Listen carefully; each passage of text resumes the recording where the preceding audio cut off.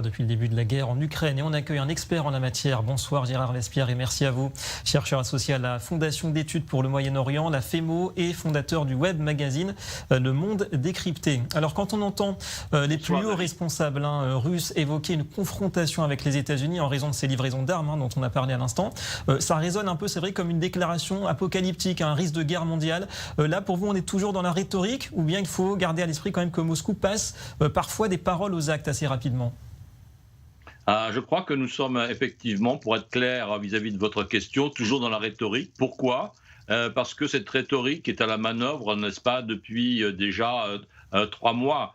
Souvenons-nous, il y a donc 3 mois passés, quelques jours donc après l'invasion, et que l'Occident avait donc décidé d'envoyer de l'armement significatif anti-chars, anti-aériens à l'Ukraine, eh bien la Russie avait augmenté son seuil d'alerte nucléaire, n'est-ce pas ? Et il y a eu une nouvelle piqûre nucléaire, si je puis dire, il y a quelques semaines de la part de M. Lavrov. Que s'est-il passé ? Rien du tout. Donc je crois qu'il y a une surutilisation et qui laissera des traces dans l'appareil militaire soviétique, je pourrais dire, russe bien sûr, parce que le pouvoir politique prend des initiatives que l'armée n'avalise pas. Souvenons-nous du visage décomposé du ministre de la Défense et du chef d'état-major, justement quand Poutine leur a demandé d'augmenter le degré d'alerte du dispositif nucléaire.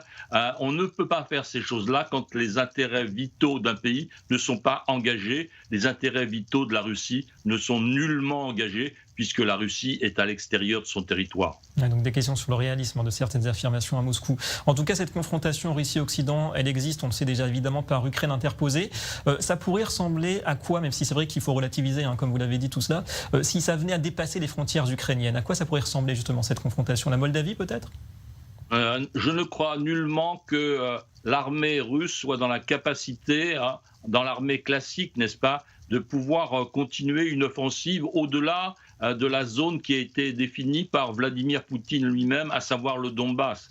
Des opérations au-delà mobiliseraient des troupes qui ne sont pas vraiment disponibles, mobiliseraient un niveau de matériel qui a déjà beaucoup subi de pertes. On estime plus d'un tiers à 40% de la totalité des chars de la Russie ont été détruits dans cette opération, n'est-ce pas, dans cette invasion. Donc il est vraiment difficile de pouvoir projeter à nouveau des opérations, d'autant plus que l'armement nouveau des États-Unis et donc livré aussi par l'Europe va normalement pouvoir frapper les batteries donc d'artillerie qui sont massivement utilisées par la Russie pour actuellement pilonner les positions ukrainiennes dans le Donbass. Donc une attrition, une diminution de la capacité en mobilité de l'armée russe et des frappes à venir de la partie ukrainienne sur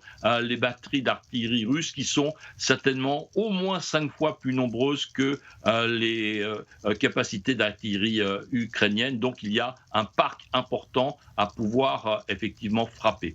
Effectivement, l'importance de l'artillerie. Alors, pour conclure sur les enjeux, parce qu'il y a aussi d'autres enjeux derrière les combats sur le terrain, enjeux économiques, politiques, même peut-être idéologiques, quand les Européens disent vouloir déconnecter la Russie de l'Occident et du système économique occidental, ça veut dire qu'on n'est plus que jamais aujourd'hui dans une logique de bloc, un monde à 2 pôles, à 2 vitesses, et ça peut-être aussi l'héritage du conflit ukrainien déjà, qui se profile ?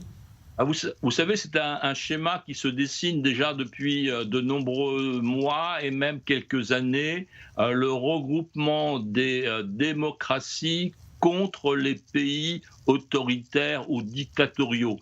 N'oublions pas le sommet qui a été lancé par Washington le 4 décembre dernier, si ma mémoire est bonne, justement autour de ce thème. Et il y aura à nouveau une réunion de ce type à la fin de l'année. Regardons ce qui se passe autour de l'OTAN et des pays donc, qui aident l'Ukraine. Plus de 40 pays réunis au cours de ces 2 derniers mois, une fois à Ramstein et une autre fois depuis les États-Unis par le secrétaire d'État à la Défense. Donc il y a une mobilisation des pays démocratiques contre les pays illibéraux ou dictatoriaux. Ça, c'est la véritable ligne, je dirais, de rupture. Et maintenant, les schémas économiques s'apprêtent à suivre également cette ligne de rupture, puisqu'on évoque la suppression des approvisionnements de pétrole depuis la Russie, ainsi qu'à moyen terme de gaz. Donc, voyez-vous, les choix économiques vont être alignés sur des choix